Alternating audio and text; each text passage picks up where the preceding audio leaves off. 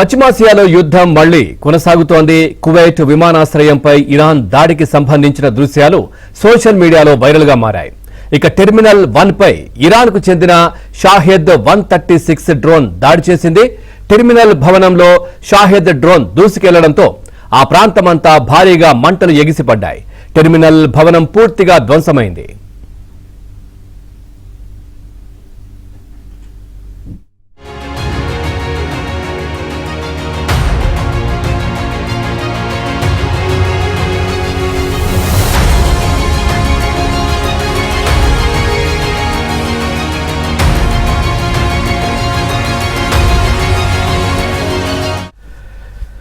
చూస్తున్నాం, పశ్చిమాసియాలో యుద్ధం మళ్లీ కొనసాగుతోంది. కువైట్ విమానాశ్రయంపై ఇరాన్ దాడికి సంబంధించిన దృశ్యాలు సోషల్ మీడియాలో వైరల్ గా మారాయి.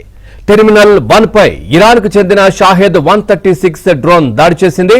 టెర్మినల్ భవనంలో షాహెద్ డ్రోన్ దూసుకెళ్లడంతో ఆ ప్రాంతమంతా భారీగా మంటలు ఎగిసిపడ్డాయి. టెర్మినల్ భవనం పూర్తిగా ధ్వంసమైంది.